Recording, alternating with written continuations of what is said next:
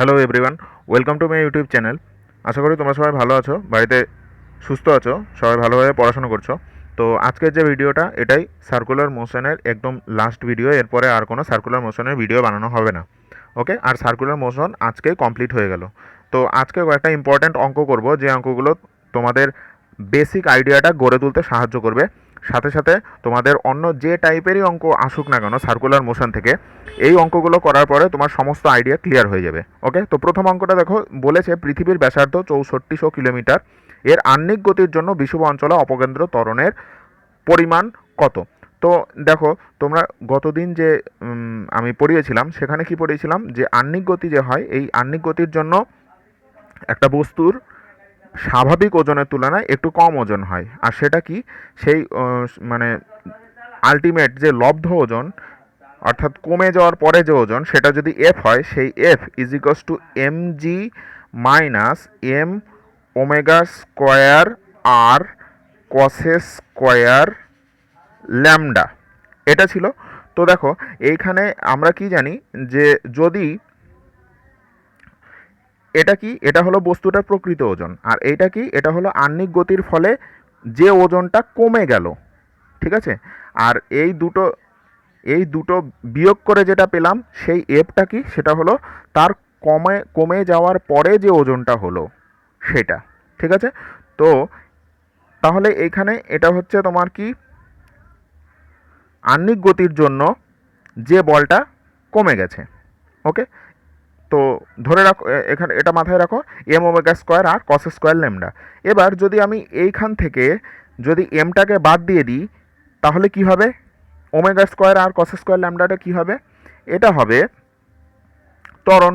কারণ বলের থেকে যখন এমটাকে বাদ দেওয়া হয়, বলের থেকে, অর্থাৎ যে কোনো বল থেকে যদি তুমি এমটাকে ডিভাইড করে দাও, তাহলে কি হবে, যেটা পেয়ে যাবে সেটা হচ্ছে ত্বরণ। কোন সূত্র থেকে এটা আমরা জানি, F is equals to M A. ঠিক আছে, এই যে এম এ, এখান থেকে যদি এমটাকে বাদ দিয়ে দাও তাহলে কি পড়ে থাকবে, ত্বরণ পড়ে থাকবে। ঠিক আছে, তাহলে এবার অঙ্কটাতে আসা যাক। এখানে বলেছে কি, বলেছে যে অপকেন্দ্র ত্বরণের পরিমাণ নির্ণয় করতে বলেছে।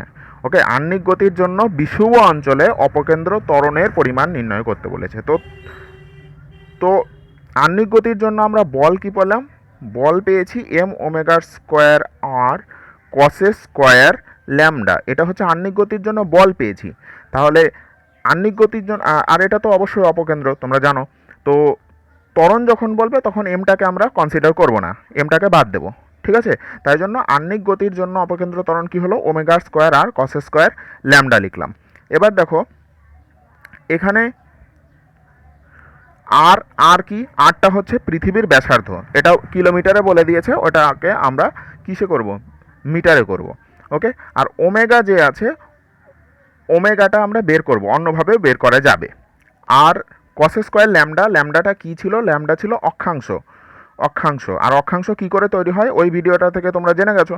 তো এবার নিরক্ষরেখা আর বিষুব অঞ্চল মানে কি, যে অঞ্চলটা নিরক্ষরেখার ওপর অবস্থিত, আর নিরক্ষরেখার ওপর যদি অবস্থিত হয় বস্তুটা, তাহলে তার যে অক্ষাংশ সেটা কত হবে, 0 ডিগ্রি হবে। ঠিক আছে, এটা যদি কনফিউশন থাকে তো ওই আগের যে ভিডিওতে থিওরিতে পড়িয়েছি সেখান থেকে বুঝে যাবে, ওইটা আবার দেখো, তাহলে বুঝতে পারবে যে ল্যামডাটা কোনটাকে বোঝানো হয়েছে। ঠিক আছে, তাহলে বিষুব অঞ্চলের জন্য এই ল্যামডা অর্থাৎ অক্ষাংশের মান কত হলো, 0 ডিগ্রি হয়ে গেল। ঠিক আছে, কস জিরোর মান কত, 1। তাহলে আলটিমেটলি পেলাম কত, ওমেগার স্কোয়ার আর, এটা থাকলো।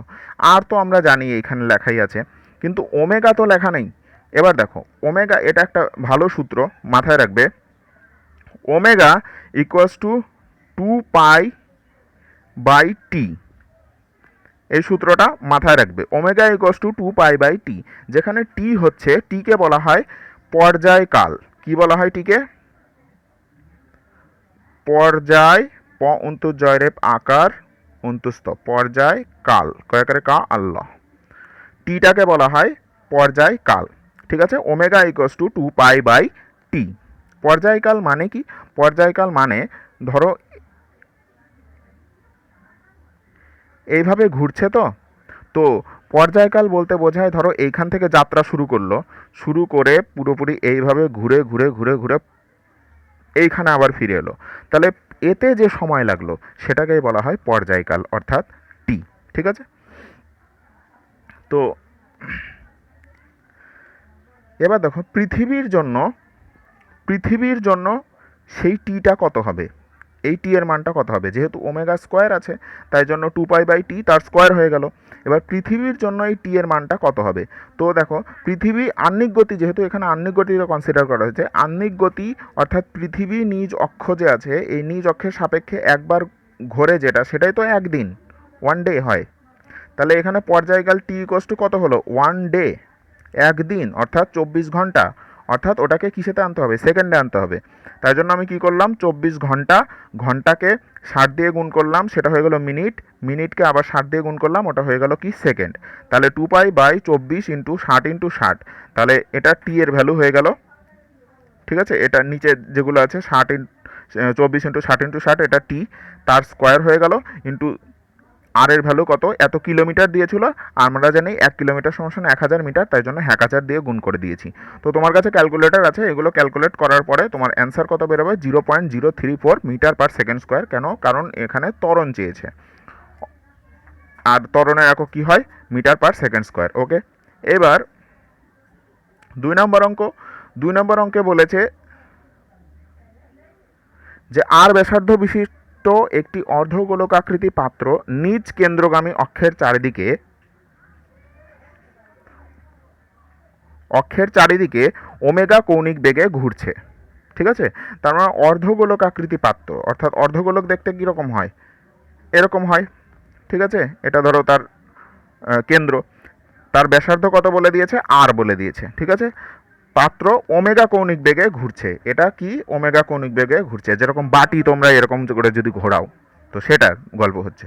এবার একটি কণা পাত্রটির মসৃণ অভ্যন্তরে, অর্থাৎ এই যে ভিতরে, এই সমস্ত জায়গায় মসৃণ অভ্যন্তরে একই কৌণিক বেগে ঘুরতে, অর্থাৎ এই যে কণাটা আছে, কণাটাও এরকম করে পাত্রের মধ্যে, বাটিটার মধ্যে বনবন করে ঘুরছে। তো বলেছে কি, ঘুরছে পাত্রের তলদেশ থেকে কণাটির উচ্চতা এইচ হলে এইচ আর ওমেগার মধ্যে সম্পর্ক নির্ণয় করতে বলেছে। তো এটা হলো অঙ্ক। ওকে, তো এই যে অঙ্কটা আছে, এই অঙ্কটা কিন্তু খুবই বেসিক কনসেপ্টটা খুব ক্লিয়ার করে দেবে। এই অঙ্কটা খুবই ভালো একটা ইম্পর্ট্যান্ট অঙ্ক। ঠিক আছে? তো দেখো, ভয় পাওয়ার কিছু নেই, প্রত্যেকটা টার্ম আমি একে একে বলছি, কেন হচ্ছে খুব ইন্টারেস্টিং জিনিস। ঠিক আছে? তো দেখো কি হয়েছে, এরকম একটা বাটি আছে, এই বাটি অর্ধগোলকাকৃতি, এটা বনবন করে এই যে এরকম করে এই অ্যাক্সিসের সাপেক্ষে ওমেগা কৌণিক বেগে সে ঘুরছে। ওকে, তার মধ্যে একটা বস্তু আছে, সেই বস্তুটাও এরকম করে ওই বাটির সাথেই একই সাথে ওমেগা কৌণিক বেগেও বাটির মধ্যেই ঘুরছে। যেরকম তোমরা অনেক সময় বাটিতে গুলি, মানে যেগুলো যে ইগুলি খেলে, মানে ছোট কাচের গুলি যেগুলো হয়, ওইগুলো এরকম করে বনবন করে যে ঘোরাও, সেরকম কেস অনেকটা। তো এখানে বাটিটাও ঘুরছে, সাথে সাথে এই বলটাও, ভিতরকার যে বস্তুটা আছে সেটাও ঘুরছে। তো জানতে আর কি বলে দিয়েছে, যে এই যে বাটির তলদেশ, এই বাটির তলদেশ থেকে এই যে বস্তুটা আছে তার যে উচ্চতা, সেই উচ্চতাটা বলে দিয়েছে এইচ। এই উচ্চতাটা আমি এইখানে দেখিয়েছি। ঠিক আছে? এইচ। ওকে, তারপরে কত কৌণিক বেগে ঘুরছে, ওমেগা কৌণিক বেগে ঘুরছে, সেটাও বলে দিয়েছে। আর এই যে ব্যাসার্ধ, সেই ব্যাসার্ধটা কত বলে দিয়েছে, আর ব্যাসার্ধ বিশিষ্ট, মানে বলে দিয়েছে আর ব্যাসার্ধ বিশিষ্ট, ব্যাসার্ধটা ওরা বলেই দিয়েছে আর ব্যাসার্ধ বিশিষ্ট। আর কি কি বলে দিয়েছে, ব্যাস এই তিনটা জিনিসই বলে দিয়েছে। আর বলেছে যে বস্তুটার যে ভর সেটা হচ্ছে এম। ওকে, তো এবার দেখো কি হচ্ছে, যখন বস্তুটা এখানে আছে, তো এর যে মানে ওজন, সেটা কোন দিকে কাজ করবে, সবসময় নিচের দিকে, তাই জন্য এমজিকে নিচের দিকে দেখিয়েছি। এইবার এই যে বস্তুটা আছে, এই বস্তুটা ঘুরছে কোন দিকে, এই বরাবর ঘুরছে, তাই কি না, এই বরাবর ঘুরছে, অর্থাৎ তার এই ক্ষেত্রে বস্তুটা ঘুরছে যেহেতু এই বরাবর, তাই জন্য ব্যাসার্ধ কোনটা হবে, মানে এই যে মানে যে বৃত্তপথে ঘুরছে সেই বৃত্তপথেরই তো ব্যাসার্ধ নিতে হয়, এই ব্যাসার্ধ নিলে কিন্তু হবে না, কারণ ও তো এই বরাবর ঘুরছে না, ও ঘুরছে এই বরাবর, ঠিক কি না? তো ব্যাসার্ধ এইখানে বেশি, এইখানে কিন্তু এইখানে যদি ঘুরতো তাহলে কিন্তু বেশি হতো, যত নিচের দিকে আসবে তত কিন্তু এর ব্যাসার্ধ কিন্তু কমতে থাকবে, ঠিক কি না? তাহলে সেই জন্য আমি কি করেছি, সেজন্য এইখানে যে ব্যাসার্ধ সেটাকে আমি নিয়েছি ছোট হাতের আর হিসেবে নিয়েছি, ঠিক আছে? এই ব্যাসার্ধ আর এই ব্যাসার্ধ কিন্তু সমান নয়, কারণ বস্তুটা এই উচ্চতায় ঘুরছে জন্যে ছোট হাতের আর, আরও নিচে যদি ঘুরতো তাহলে এই আর এর মান আরও কম হতো, আরও ওপরে ঘুরলে আর এর মান আরও বেশি হতো, ঠিক আছে? তো এবার যেহেতু এই ব্যাসার্ধ বরাবর ঘুরছে তাহলে তার অপকেন্দ্র বল কোন দিকে কাজ করবে, এই দিকে কাজ করবে, সেই জন্য আমি লিখেছি এম ওমেগার স্কোয়ার ছোট হাতের আর, কারণ ব্যাসার্ধটা এই ছোট হাতের আর। ওকে, তারপরে এই দুটো হয়ে গেল ডিসকাস করা। এবার দেখো, এবার এই বস্তুটা আছে কিভাবে আছে, এই যে এই বরাবর আছে, তাই কি না? বস্তুটা, তার আগে আরেকটা জিনিস, মানে এই জিনিসটা বোঝানোর আগে আরেকটা জিনিস বলে রাখি, তোমাদের আগে পড়িয়েছিলাম যে কোনো বস্তু ধরো এখানে আছে, তার তার যে লম্ব প্রতিক্রিয়া সেটা কাজ করে কোন দিকে, যে তলে আছে তার ঠিক 90 ডিগ্রি, তার সঙ্গে ঠিক লম্বভাবে কাজ করে। এবার ধরো বস্তুটা, এটা এটা এটা ধরো মাটি, এইখানে একটা তক্তা আছে, বস্তুটাকে রাখা আছে এইভাবে, তাহলে তার লম্ব প্রতিক্রিয়া কোন দিকে কাজ করবে, এই দিকে কাজ করবে, মানে এই তলের ওপর আছে, তাই জন্য ওই তলের সঙ্গে লম্বভাবে 90 ডিগ্রিতে রাখা আছে। এবার তাহলে সেই লম্ব প্রতিক্রিয়া এখানে কোন দিকে কাজ করবে, যেহেতু বস্তুটা আছে কোন দিকে, এই যে বাটি আছে এইখানে আছে, তাহলে তার লম্ব দিকে কাজ করবে, অর্থাৎ লম্ব প্রতিক্রিয়া এখানে আমি আর লিখতে বসাতে, লম্ব প্রতিক্রিয়াকে আমি আর দ্বারা প্রকাশ করতে পারবো না, কেন? কারণ ওরা বলে দিয়েছে যে এই যে আর আছে এটা হলো ব্যাসার্ধ, ওই বাটিটার ব্যাসার্ধ, তাই জন্য ওইখানে আর না দিয়ে আমি অন্য একটা সিম্বল ইউজ করলাম, এন ইউজ করলাম, ঠিক আছে? সেই এনটা কোন দিকে কাজ করছে, এনটা যেহেতু এটা গোলক আর এটা স্পর্শক আর এটা 90 ডিগ্রি, তাই জন্য এই যে এন যে দিক বরাবর কাজ করছে এটা কিন্তু পুরো ওই ব্যাসার্ধ বরাবর কাজ করবে, কার ব্যাসার্ধ, এই গোলকের ব্যাসার্ধ বরাবর কাজ করবে। ওকে, তো এবার দেখো, তার মানে এটার যে লেন্থ সেটা কিন্তু আর, এটার লেন্থ আর, কিন্তু এই দিকে যে কাজ করছে, যে বলটা কাজ করছে সেটা হলো লম্ব প্রতিক্রিয়া এন, ঠিক আছে?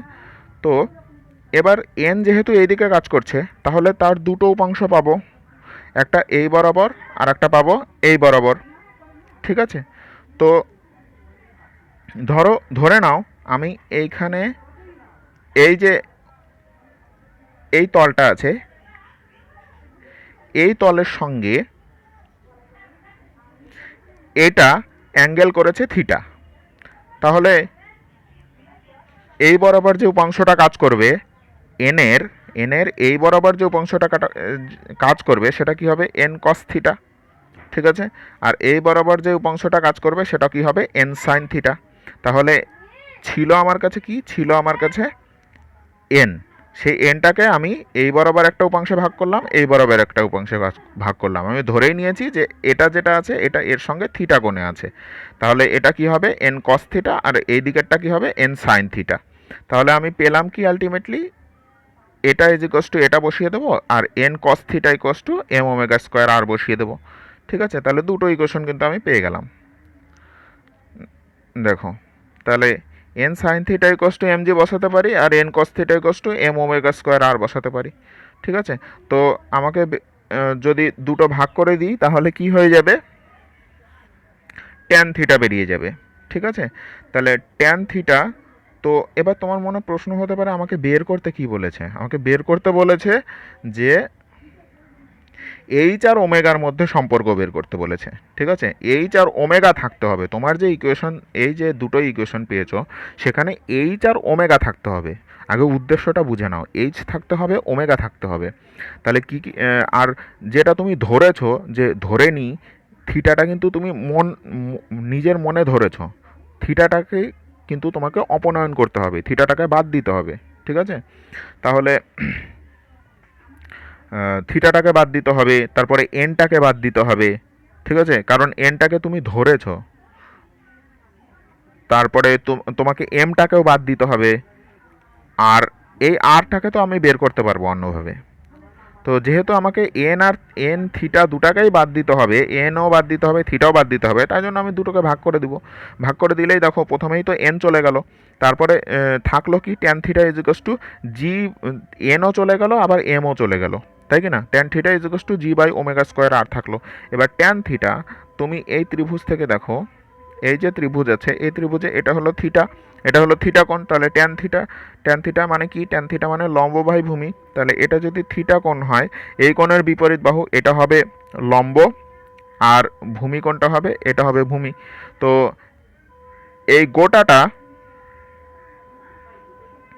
এই গোটাটা কি? গোটাটা হচ্ছে আর, আর এইটুকুটা কি? এইটুকুটা হচ্ছে এইচ। তাহলে এইটুকুটা কি হবে? অর্থাৎ ত্রিভুজের এই যে বাহুটা আছে এই বাহুটা আমি পেয়ে যাব, এই বাহুটা আমি পেয়ে যাব। এই আর এর মধ্য থেকে যদি, এই আর এর মধ্য থেকে যদি এইচটা বাদ দিয়ে দিই তাহলেই তো আমার এইটুকু পড়ে থাকবে, ঠিক আছে? তাহলে এই বাহুটা পেয়ে গেলাম, আর এই বাহুটা কি? এই বাহুটা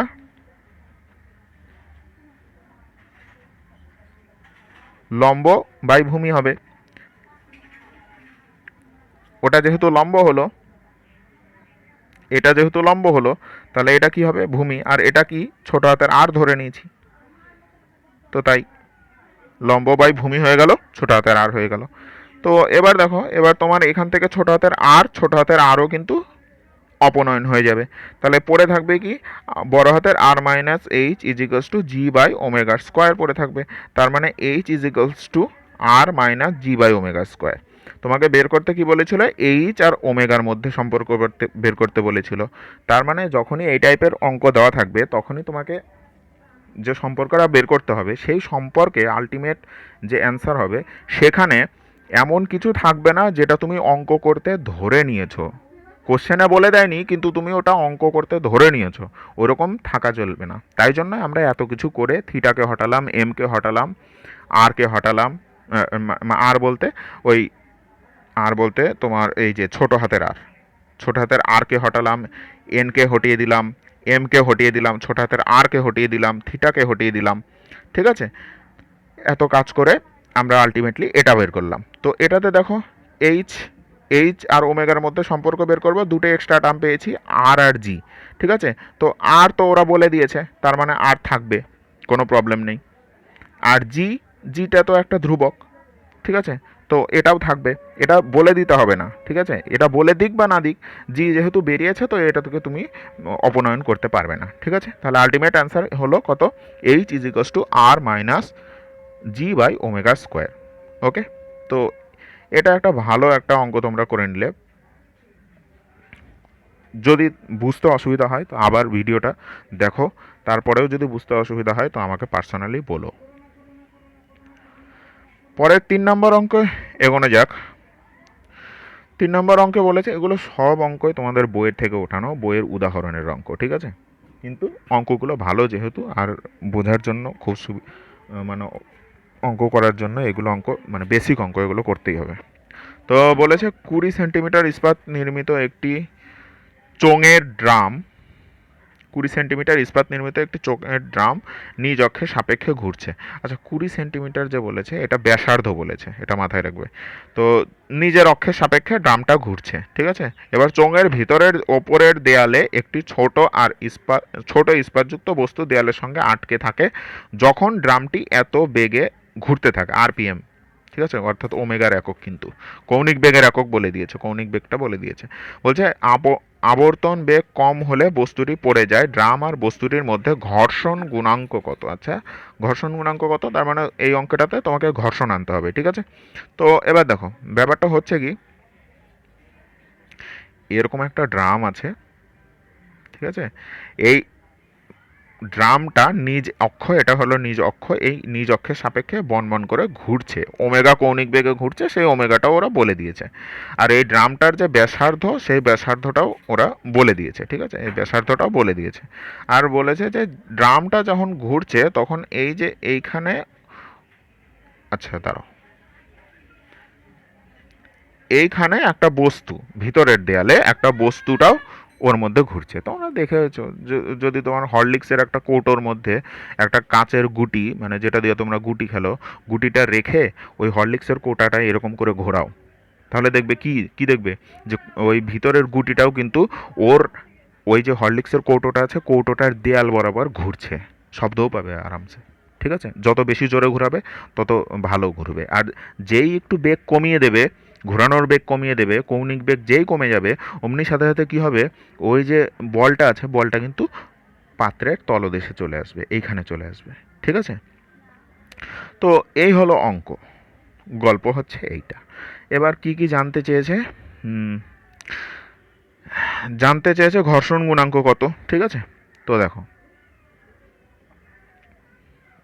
এই হলো সিন। তো এখানে এইটা হচ্ছে তল, আর এই তলের ওপর বস্তু আছে। ঠিক আছে, তাহলে বস্তুটার ওজন কোন দিকে কাজ করবে, সবসময় নিচের দিকে।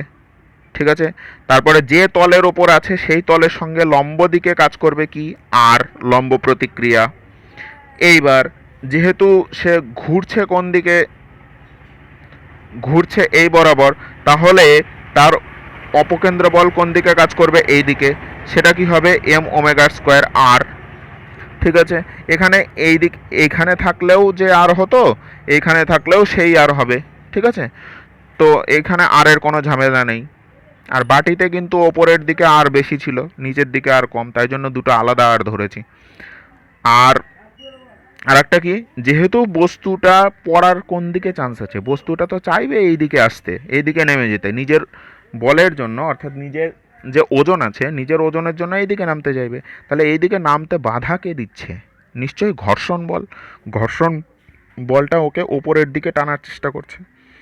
ঘর্ষণ বল ইকস টু কী হয়, মিউ ইন্টু আর, আর মানে লম্ব প্রতিক্রিয়া, তাই জন্য মিউ আরকে ওপরের দিকে দিয়েছি, ঘর্ষণ বলটাই তো ওকে নিচের দিকে নামতে বাধা দিচ্ছে। বাস ইজিলি হয়ে গেল এই চারটা। এবার এটার সঙ্গে এটা আর এটার সঙ্গে এটা ইকুয়াল করে দাও, তাহলে অ্যান্সার পেয়ে যাবে আরামসে। এবার দুটো ইকুয়েশন হয়ে গেল, 1 নাম্বার ইকুয়েশন, 2 নাম্বার ইকুয়েশন। তোমাকে বের করতে কি হবে, মিউ এর মান বের করতে হবে। ঠিক আছে, তো দেখো এইখানে কি আছে, mu R is equals to M G, তাহলে আর এর ভ্যালু যেহেতু এম ওমেগা স্কোয়ার আর, তাহলে এইখানে আর এর ভ্যালুটা বসিয়ে দাও। এই ইকুয়েশনে 2 নাম্বার ইকুয়েশনে আর এর ভ্যালুটা বসিয়ে দিলাম, ব্যাস মিউ এর মান কত হলো, জি বাই ওমেগা স্কোয়ার আর। এবার প্রত্যেকটা মানে জি এর মান 9.8 বাই ওমেগা যে আছে, ওমেগা, ওমেগা হচ্ছে এই যে এটা বলে দিয়েছে, আরপিএমকে কী করে রেডিয়ান পার সেকেন্ড করতে হয় ওটা তো জানোই। আরপিএম রিভলিউশন পার মিনিট, তাহলে যেহেতু এক রিভলিউশনে 2 পাই হয়, তাহলে 200 রিভলিউশনে কত হবে, 200 into 2 pi divided by per minute আছে, পার সেকেন্ড করার জন্য মিনিট, 1 মিনিট সমান 60 সেকেন্ড, তাই জন্য 60 করে দিলাম। তাহলে আলটিমেট অ্যান্সার কত হয়ে গেলো, মানে এইখানে ওমেগার ভ্যালুটা কত বেরোলো, 20 পাই/3 রেডিয়ান পার সেকেন্ড বেরোলো। তাহলে এইখানে আমাকে 20 পাই, মানে ওমেগা স্কোয়ার আছে, 20 পাই/3 গোটাটার স্কোয়ার হতো, তাই জন্য আমি কি করেছি, এই তিনটাকে ওপরের স্কোয়ার করে দিয়েছি, নিচেরটা একদম নিচেরটা উপরে চলে যায়, তাই জন্য করে দিয়েছি ওটা। তারপরে আর এর ভ্যালু 0.1 করেছি। কেন 0.1 করলাম, কারণ 10 সেন্টিমিটার বলেছে, কিন্তু আমাকে মিটারে নিয়ে আসতে হবে, সবগুলোকে এসআইতে নিয়ে আসতে হবে, তাই জন্য করে দিলাম। এরপরে দেখো এই যে 20 পাই আছে, তার গোটাটার স্কোয়ার আছে, তাই জন্য 20 স্কোয়ার, আর পাই যে আছে, পাইটাকে 22/7 করলাম, তার মানে 22 স্কোয়ার, 7 তো নিচে চলে যায়, 7 স্কোয়ার নিচে চলে যায়, সেটাকে এইখানে নিয়ে ওপরে উঠিয়ে দিলাম। তারপরে কি হয়ে গেল, আলটিমেট অ্যান্সার ক্যালকুলেশন করে দেখবে 0.223 হয়ে গেল, এটা হলো অ্যান্সার ঘর্ষণ গুণাঙ্কের। ঠিক আছে, পরে 4 নম্বর অঙ্ক। 4 নম্বর অঙ্ক বলেছে যে একটা অনুভূমিক টেবিলের ওপর 4টা বল রাখা আছে, 4টা বল একটা টেবিলের ওপর রাখা আছে, বলগুলির প্রত্যেকটার ভর বলে দিয়েছে 5 কেজি, আর প্রতিটি বলকে 1 মিটার দীর্ঘ 4টি দড়ির সাহায্যে এমনভাবে বাঁধা আছে যেন একটা বর্গক্ষেত্র তৈরি করে। ঘূর্ণন অক্ষ বর্গক্ষেত্রের কেন্দ্রবিন্দু দিয়ে যায়। টেবিলটি এত আরপিএম বেগে ঘুরলে দড়িতে টান নির্ণয় করো। তো এখানে সিনটা কি? সিনটা হচ্ছে এরকম যে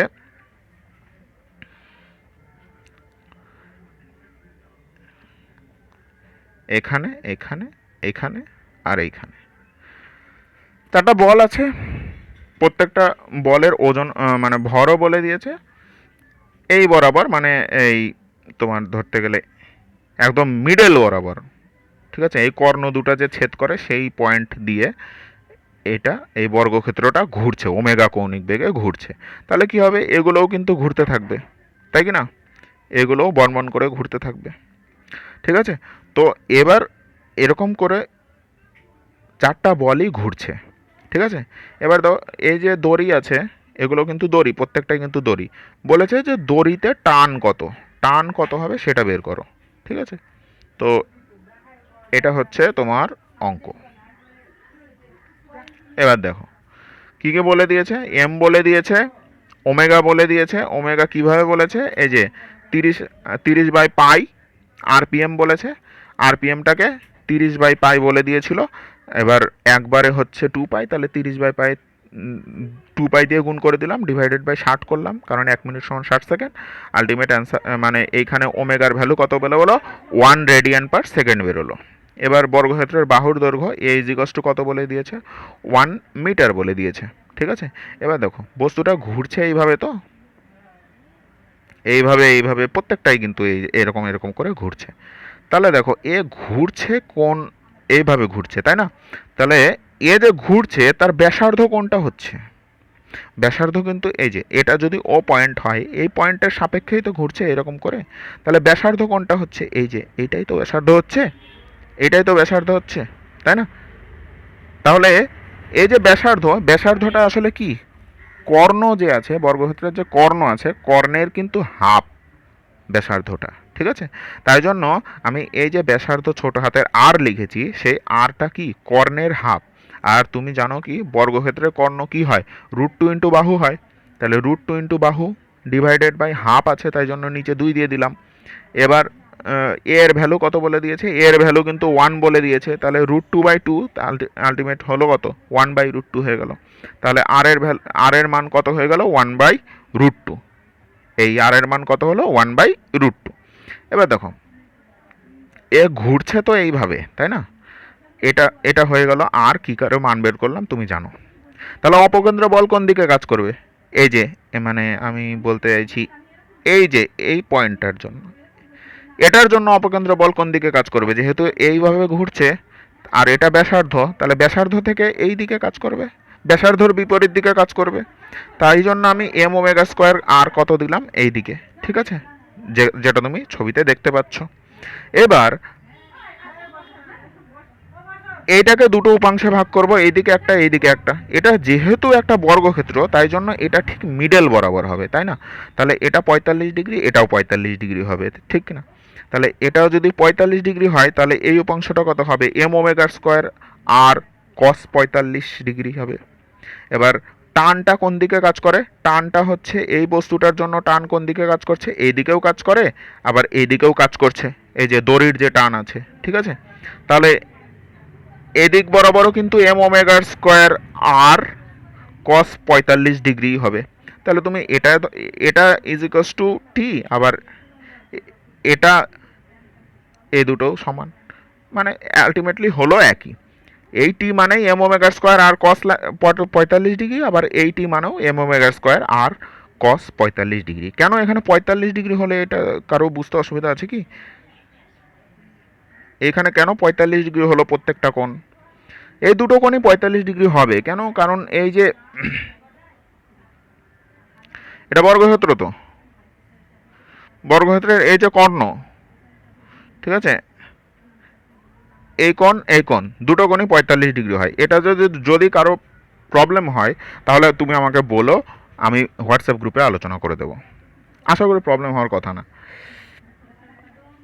তো তাহলে আমার টি এর ভ্যালু কত বেরোলো? T is equals to M omega square R cos 45 degree. ব্যাস প্রত্যেকটার ভ্যালু দেওয়া আছে, ঠিক আছে, কি করে বের করলাম, সব cos 45 ডিগ্রির মান 1/√2 হয়ে গেল, 5/2 নিউটন অ্যান্সার হয়ে গেল। টানের ভ্যালু কত বেরোলো, সুতোয় যে টান পড়ছে সেটা হলো 5/2 নিউটন টান পড়ছে। নেক্সট অঙ্ক, নেক্সট হচ্ছে একটা বইয়ের অঙ্ক, একদম সিধা বই থেকে তুলে দিয়েছি। বলেছে এম ভর বিশিষ্ট একটা গাড়ি ভি গতিবেগে চলতে থাকলে নিম্নলিখিত ক্ষেত্রগুলিতে সেতু গাড়িটির ওপর যে এফ লম্ব বল প্রয়োগ করবে তা নির্ণয় করে। এখানে লম্ব বল না বলে লব্ধ বল বলা উচিত ছিল, ঠিক আছে। যাই হোক, সেতুটি উত্তল আর সেতুটি অবতল, মানে দুটো কেস বলেছে, ঠিক আছে। এবার 1 নাম্বার কেসের ক্ষেত্রে সেতু সর্বোচ্চ বিন্দুতে, আর 2 নাম্বার কেসে সেতুর সর্বনিম্ন বিন্দুতে এফ এর মান বের করতে বলেছে, ঠিক আছে। তো দেখো গল্পটা এখানে কি বলেছে, গল্পটা বলেছে যে দুটো সেতু আছে, দুটো কেস বলে দিয়েছে, দুটো সেতু। প্রথমে বলেছে উত্তল সেতু, এরকম একটা উত্তল সেতু আছে, এই উত্তল সেতুর ওপরে এই যে সর্বোচ্চ বিন্দু আছে, সর্বোচ্চ বিন্দুতে ভি বেগে গাড়িটা কোন বেগে যাচ্ছে, ভি বেগে যাচ্ছে, ঠিক আছে। তো এবার বলেছে যে এই পয়েন্টে লব্ধ বলটা কি হবে। তো দেখো এমজি তো নিচের দিকে কাজ করছে, আর এটার ব্যাসার্ধ, এই যে তোমার এটার যে ব্যাসার্ধ সেটা যদি ছোট হাতের আর হয় তাহলে কি হবে, অপকেন্দ্র বল ওই দিকে কাজ করবে, mv²/r, ঠিক আছে। আর লম্ব প্রতিক্রিয়া কোন দিকে কাজ করবে, এই দিকেই তো কাজ করবে, তাই না, লম্ব প্রতিক্রিয়া ওই দিকে কাজ করবে। তাহলে ব্যাস এই দুটো এটার সঙ্গে সমান করে দাও, হয়ে গেল। তার মানে কি করব, ওহো আচ্ছা মনেই আছে আমার, ওটা সমান করে দেবো। তার মানে ওইদিকে কি ছিল, আর প্লাস mv²/r ছিল, ইজিকস টু mg হয়ে গেল। আমাকে বের করতে বলেছে আর এর ভ্যালু, আর ইজিকস টু কি হলো, mg মাইনাস mv²/r বের করতে, ব্যাস এটাই হয়ে গেল অ্যান্সার। তো এইখানে না, এখানে যে লম্ব প্রতিক্রিয়া আমি আর দিয়ে লিখেছি, কিন্তু ওরা বলে দিয়েছে যে লম্ব প্রতিক্রিয়াকে এফ বলে দিয়েছে, এফ লব্ধ বল বলেছে। লব্ধ বল মানে যে আলটিমেটলি যে বলটা কাজ করছে, ঠিক আছে। তো এখানে লম্ব প্রতিক্রিয়াকে ওরা এফ বলে দিয়েছে, তাহলে তুমি আর এর জায়গায় কি লিখবে, এফ লিখবে, ঠিক আছে। তো দেখো এফটা আসলে এখানে লম্ব প্রতিক্রিয়া, ঠিক আছে। তো এই দুটো ইকুয়াল করে দিল এটার সঙ্গে, তো আলটিমেটলি অ্যান্সার বেরিয়ে গেল, ঠিক আছে। এবার বলেছে যদি অবতল মানে এইরকম যদি সেতু হয় তাহলে সর্বনিম্ন বিন্দুতে কি হবে।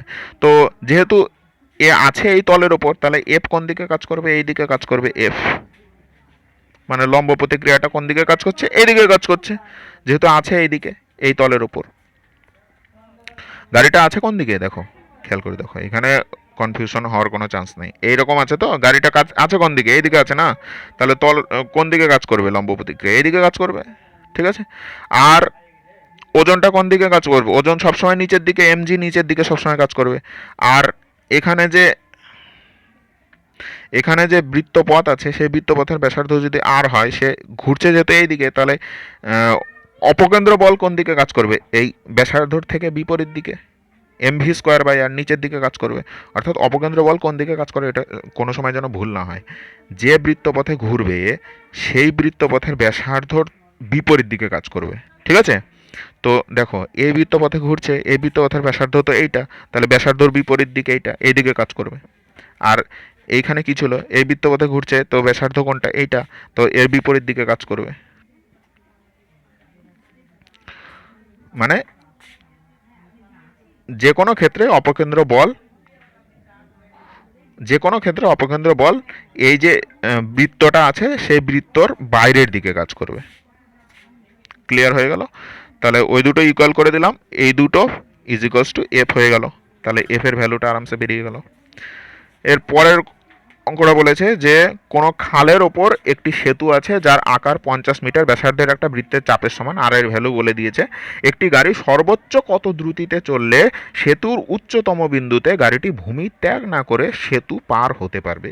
খুবই ইন্টারেস্টিং জিনিস। কীরকম ধরো, এই যে সিনেমাগুলোতে দেখেছো না, যে এরকম যদি হয়, খুব বেশি স্পিডে যদি তুমি গাড়ি চালিয়ে আসো, তো এই যে সর্বোচ্চ বিন্দু আছে, এ হয় না এরকম যে গাড়ি চালিয়ে আসছে, আসছে আসছে খুব বেশি স্পিডে আছে, এইখানে সে যে উড়ে গেল গাড়িটা একদম সর্বোচ্চ বিন্দুতে এসে এই পয়েন্টে এসে মানে ভূমির থেকে উপরে উঠে গেল। ঠিক আছে, এরকম তো কেস হয়। তো এখানে বলেছে যে সর্বোচ্চ সর্বোচ্চ মানে উচ্চতম বিন্দুতে ভূমি ত্যাগ না করে সেতু পার হবে, মানে ভূমি ত্যাগ করবে না, জাস্ট টাচ করে থাকবে, এটার সঙ্গে জাস্ট টাচ করে ত্যাগ করে পার হয়ে যেতে পারবে। মানে ভূমি একদম উপরের দিকে উঠবে না, কিন্তু উপরের দিকে না ওঠে, জাস্ট টাচ করে ভূমি পার হয়ে যাবে। ঠিক আছে, সেতু পার হয়ে যাবে। তো দেখো এখানেও গল্পটা সেম, তোমাদের নতুন কিছু বলার নেই, এইভাবে এইগুলো কাজ করছে লম্ব প্রতিক্রিয়া। আর ওইখানে এফ দিয়েছিলাম কারণ ওরা বলেই দিয়েছে যে এফই বলে দিয়েছে লম্ব প্রতিক্রিয়াটাকে। তো এখানে আর ধরলাম, এইভাবে হচ্ছে, ব্যাস ইজিলি। এটা তো মানে বলার অপেক্ষায় রাখে না, তুমি নিজেই বুঝে যাচ্ছ। এই দুটো ইজিকস টু এমজি হয়ে গেল, তাই করে দিলাম। তাহলে আর ইজিকস টু কত হলো, আর ইজিকস টু এটা হয়ে গেল। এইবার গল্পটা হচ্ছে যে যেহেতু ও গাড়িটা এই পয়েন্টে এসে ভূমি জাস্ট টাচ করে থাকবে, জাস্ট টাচ করে থাকবে, অর্থাৎ এমন একটা পরিস্থিতি যেখানে না এ মাটির এইখানে বল প্রয়োগ করছে না ওপরে গেছে। ঠিক আছে, এমন একটা পরিস্থিতি যেখানে এ জাস্ট টাচ করে আছে, না এ সেতুর ওপর বল দিচ্ছে না এ উপরের দিকে যাচ্ছে। তাহলে সেই ক্ষেত্রে কি হবে, আর এর ভ্যালুটা কত হওয়া উচিত, আর এর ভ্যালুটা 0 হওয়া উচিত। তাই জন্য আর এর ভ্যালু এখানে যদি তুমি 0 করে দাও তাহলে আলটিমেটলি তুমি পেয়ে যাবে ভেলোসিটি যে maximum value V max, V suffix max লিখেছি আমি, তাহলে ভি ম্যাক্স পেয়ে যাবে রুট আন্ডার জি আর, জি এর ভ্যালু বসাও, তারপর আর এর ভ্যালু তোমাকে বলেই দিয়েছে, ব্যাস ক্যালকুলেট করো, অ্যান্সার পেরিয়ে যাবে। এখানে তুমি ক্যালকুলেট করে যত হয় অ্যান্সার বসিয়ে দেবে। ঠিক আছে, এবার পরের অঙ্ক করা যাক। বলেছে ঝুলন্ত দড়িতে বাঁধা একটি ভর অনুভূমিক তলে 5 সেন্টিমিটার ব্যাসার্ধের বৃত্তপথে ঘুরছে, স্পর্শক বরাবর তার দ্রুতি 0.7 মিটার পার সেকেন্ড, উল্লম্ব তলের সাথে দড়ির কোণ কত। গল্পটা কি, গল্পটা বলেছে যে এইখানে একটা পয়েন্ট আছে, এই পয়েন্ট দিয়ে একটা দড়ি আছে, এর সঙ্গে একটা ঢিল বাঁধা আছে। ঠিক আছে, তো তুমি এই ঢিলটাকে ঘোরাচ্ছ এরকম করে। ঠিক আছে, দড়ি কিন্তু এই ঢিলের সঙ্গেই আছে। ঠিক আছে, এই বরাবর ঘোরাচ্ছ। তো বলেছে যে উল্লম্ব তলের সঙ্গে, অর্থাৎ এই যে তল আছে উল্লম্ব তল, এই উল্লম্ব তলের সঙ্গে দড়ির কোণ কত, অর্থাৎ এই অ্যাঙ্গেল থিটা, এই অ্যাঙ্গেলটা তোমাকে বের করতে হবে। ঠিক আছে, আর কি কি বলে দিয়েছে, আচ্ছা এইখানে যে বৃত্তপথে ঘুরছে সেই বৃত্তপথের ব্যাসার্ধ বলে দিয়েছে, আর যে বেগে ঘুরছে সেই বেগটাও বলে দিয়েছে, আর আর থিটা বের করতে বলেছে। ব্যাস অঙ্ক এটাই।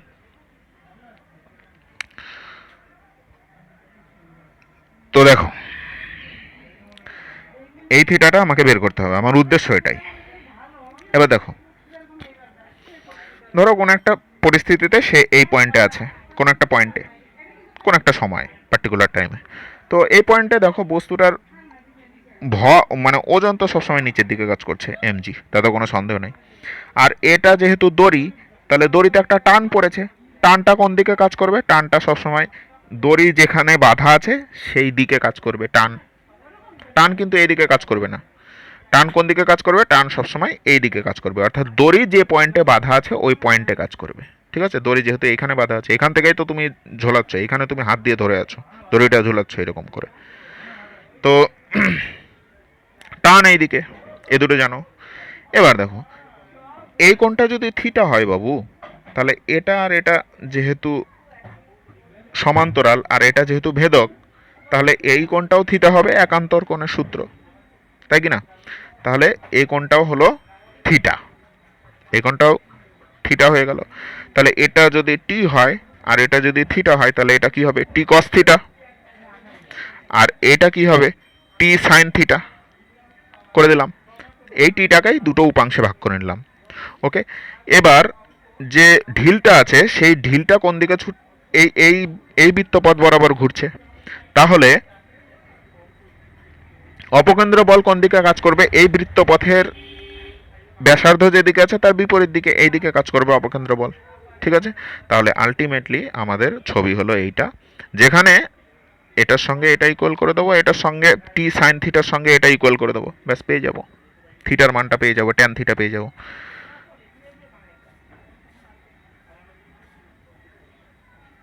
Tan theta is equals to V square by R G হয়ে গেল। ঠিক আছে, আর কি কি বলে দিয়েছে, হ্যাঁ ভি এর ভ্যালু বলা আছে, আর এর ভ্যালু বলা আছে, আর জি এর মান 9.8 বসিয়ে দেখবি, জি ইকুয়ালস টু 9.8 বসিয়ে দেখবি, ক্যালকুলেট করে দেখবে, এখান থেকে অ্যান্সারটা পেয়ে যাবে। এখান থেকে দাঁড়াও, আচ্ছা এখান থেকে কি না tan theta is equals to V square by R জির ভ্যালুটা বসানোর পরে কোনো একটা সংখ্যা পাবি, ঠিক আছে, ধর সামথিং কোনো একটা সংখ্যা পাবি, কত পাবি সেটা আমি জানি না। থিটা কি করে বের করতে হয়, theta is equals two tan inverse ওই সংখ্যাটা করবি, ঠিক আছে, ওই ক্যালকুলেটর, সায়েন্টিফিক ক্যালকুলেটরে ট্যান ইনভার্সের অপশন আছে, তো ট্যান ইনভার্স করে অ্যান্সারটা বেরিয়ে যাবে কত ডিগ্রি, ঠিক আছে। তো এবার পরের অঙ্ক বলেছে যে 1 কেজি ভরের একটি পাথরের টুকরোকে 10 মিটার লম্বা একটি সুতোয় বেঁধে অনুভূমিক বৃত্তাকার পথে ঘোরানো হচ্ছে, এখানে ওই একই গল্প আছে, ঠিক আছে। এবার বলেছে সুতোটি সর্বোচ্চ 12 নিউটন ভার সহ্য করতে পারে, অর্থাৎ সুতোর টানটা বলে দিয়েছে, ম্যাক্সিমাম টান বলে দিয়েছে। টান কিন্তু এক প্রকারের বল, এটা মাথায় রাখবে। এবার সুতো না ছিঁড়ে সর্বোচ্চ কত বেগে পাথরটিকে ঘোরানো যাবে, গল্প ওটাই, ঠিক আছে, কিন্তু আলাদা জিনিস জানতে চেয়েছে, সর্বোচ্চ বেগ জানতে চেয়েছে, আর এখানে সুতোর দৈর্ঘ্যটা কিন্তু বলে দিয়েছে, ঠিক আছে। তো এবার তো এখানে যে বস্তুটা ঘুরছে এইভাবে ঘুরছে, এরকম করে ঘুরছে, এইখানে সুতোটা বাঁধা আছে, ঠিক আছে, এটা হলো সুতো, সুতোর দৈর্ঘ্য এল বলে দিয়েছে। তো এ যেহেতু এই বৃত্তপথে ঘুরছে, তাহলে অপকেন্দ্র বল এইদিকে কাজ করবে, এমভি স্কোয়ার বাই আর, আর কোনটা, আর হচ্ছে যে বৃত্তপথে ঘুরছে সেই বৃত্তপথটার ব্যাসার্ধ, অর্থাৎ এইটা হলো ছোট হাতের আর, ধরে নিয়েছি, কিন্তু ছোট হাতের আর কিন্তু ওরা বলে দেয়নি, ঠিক আছে। তো এমভি স্কোয়ার বাই আর, বস্তুটার ওজন সবসময় নিচের দিকে কাজ করবে, এটা ওজন নিচের দিকে কাজ করবে, আর টি মানে যে টানটা আছে, টানটা হলো বস্তুটা যেদিকে বাধা আছে ওইদিকে কাজ করছে, ঠিক আছে। তাহলে এটা যদি থিটা হয়, এই কোণটা যদি থিটা হয়, তাহলে এটা আর এটা কি, এটা আর এটা, এইটা আর এইটা কি পরস্পর সমান্তরাল, আর এটা হচ্ছে ভেদক, তাহলে এটা থিটা হলে এটাও থিটা হবে। তাহলে এটা যদি টি হয়, তাহলে এটা যদি থিটা হয়, তাহলে কি, এটা কি হলো টি কস থিটা, আর এটা কি হয়ে গেল টি সাইন থিটা। তাহলে এখন আমি কি করব, টি কস থিটার সঙ্গে এটা ইকুয়াল করে দেবো, টি সাইন থিটার সঙ্গে এটা ইকুয়াল করে দেবো, ঠিক আছে।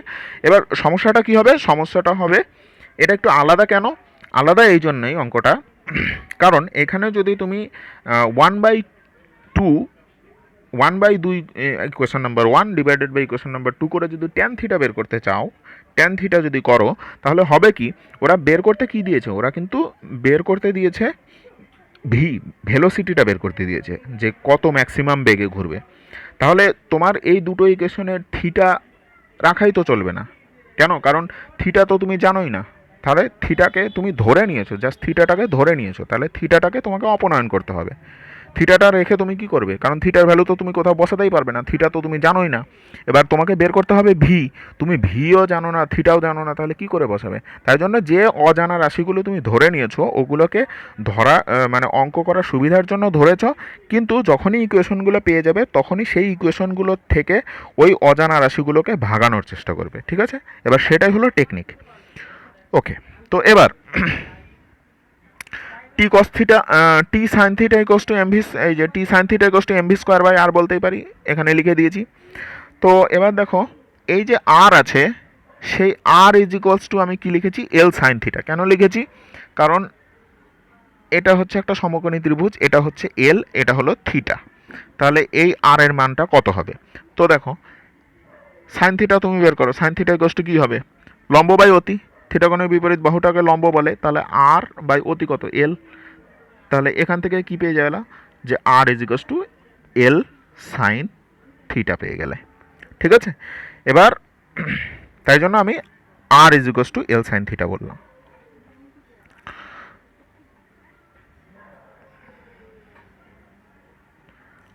আর এর ভ্যালুটা আমি এখানে বসিয়ে দিলাম। এবার দেখো, এবার আমার কাজ কি, এই যে দুটো ইকুয়েশন পাবো সেই দুটো ইকুয়েশনে কিন্তু সাইন থিটাও পাবো কস থিটাও পাবো। এক তো আমি ভাগ করে ট্যান থিটা বের করতে পারি, কিন্তু সেটা তো কোনো লাভের না। কিন্তু আর একটা উপায় আছে, যদি আমি sign square theta plus cos square theta করতে পারি, কারণ সেইটা ইজিকস টু কত লিখতে পারবো, 1 লিখতে পারবো। এই 1-এ তো কোনো এই থিটা ফিটা কোনো কিছু নেই, ঠিক আছে, আর আমি সেটাই করব। তো এবার এই সাইন থিটা এদিকে আসলে কি হবে, সাইন স্কোয়ার থিটা হয়ে যাবে। তাহলে এখান থেকে আমরা কি পেয়ে গেলাম, sine square theta equal to MV square by LT পেয়ে গেলাম। এবার আর একটা ইকুয়েশন কীভাবে পাবো, আর একটা ইকুয়েশন পাবো T cos theta equal to MG, ঠিক আছে, এখানে লিখলাম T cos theta equal to MG. তার মানে কি, cos theta is equal to MG by T. এবার cos square theta equal to কী হয়ে যাবে, স্কোয়ার করে দেবো, উভয় পক্ষ স্কোয়ার করে দিলে কী হবে, M square G square by T square হয়ে যাবে।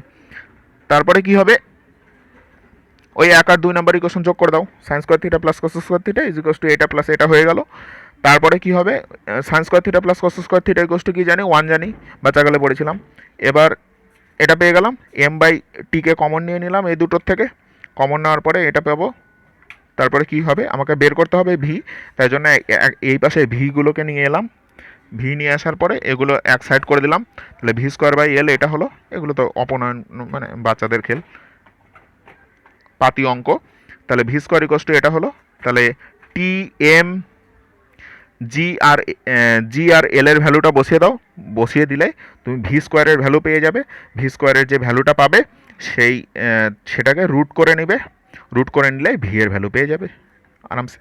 তার এখানে কি কি রাশি লাগবে, এল লাগবে, টি লাগবে, এম, তাহলে এল এম টি লাগবে, তাই না, এইখানে বলে দিয়েছি কোনটা এল এম টি, কোশ্চেনেই বলা আছে এল এম টি, ঠিক আছে। ভ্যালুগুলো বসিয়ে পুট করো, ভি স্কোয়ার বেরোবে, ভি স্কোয়ারকে রুট করো, পেয়ে যাবে ভি। ওকে, তো এইভাবে আমাদের সার্কুলার মোশন পুরোপুরিভাবে আজকে কমপ্লিট হয়ে গেল। আর এর থেকে খুব ভালোভাবে কমপ্লিট হলো, একদম খুব ভালোভাবে, ঠিক আছে। এর থেকে বেশি তোমাদের কিচ্ছু পড়তে হবে না, যত কনসেপ্ট আছে এর মধ্যেই আছে, ঠিক আছে। এরপরে তোমাদের কি কাজ হবে, যেখানেই সার্কুলার মোশনের অঙ্ক পাবে নিজেরা বসে করার চেষ্টা করবে, না দেখে, সলিউশনটা না দেখে অনুশীলনই করার চেষ্টা করো, ঠিক আছে। তো এটুকু করলেই তোমার মানে যে কোনো পরীক্ষা ক্লিয়ার হয়ে যাবে। এইচএস তো খুব ভালোভাবেই হবে, সাথে সাথে নেট ওই মানে নিট বলো, ইঞ্জিনিয়ারিং বলো, যে কোনো পরীক্ষা খুব ভালোভাবেই ক্লিয়ার হয়ে যাবে, ঠিক আছে। এটুকু কনসেপ্ট যথেষ্ট, ঠিক আছে। তো আজকের মতো এ পর্যন্তই থাক, এরপরে আর কোনো সার্কুলার মোশনের ভিডিও বানানো হবে না, শেষ আজকেই। ওকে, তোমরা ভালো থেকো, সুস্থ থেকো, ভালো করে বাড়িতে বসে পড়াশোনা করো। আর সার্কুলার মোশনটা আবার ভালো করে দেখো, আমি প্লে লিস্ট বানিয়ে দিয়েছি, প্রথম থেকে শেষ পর্যন্ত দেখতে থাকো, ঠিক আছে। ওকে, চলো।